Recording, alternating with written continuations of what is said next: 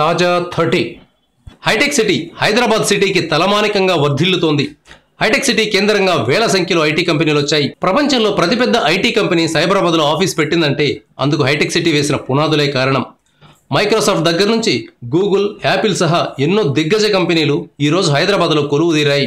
Hitech city చుట్టూ 50 కిలోమీటర్ల పరిధిలో ఉన్న ఐటీ కంపెనీలు ప్రత్యక్షంగా 4 లక్షల మంది సాఫ్ట్వేర్ ఇంజనీర్లకు ఉద్యోగాలు ఇచ్చాయి.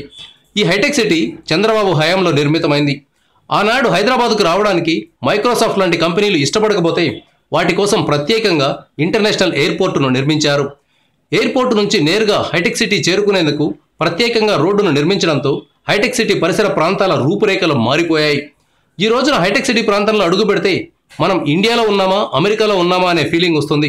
ఎటు చూసినా ఆకాశానికి తగులుతున్నాయా అన్నట్లు భవనాల్ని కట్టారు. హైటెక్ సిటీకి తోడుగా ఫైనాన్షియల్ డిస్ట్రిక్ట్ ఈరోజు అద్భుతహ అన్నట్లుగా ఉంది. ఈ హైటెక్ సిటీ చంద్రబాబుకు జాతీయ, అంతర్జాతీయ స్థాయిలో ఎనలేని కీర్తి ప్రతిష్టలు తెచ్చిపెట్టింది. వైజాగ్లో జరుగుతున్న మహానాడులో హైటెక్ సిటీ మోడల్ను ప్రదర్శనకు పెట్టారు. Thank you viewers. ఈ వీడియో మీకు నచ్చితే లైక్ బటన్ టచ్ చేయండి. తాజా 30 ఛానల్కు సబ్స్క్రైబ్ చేయండి.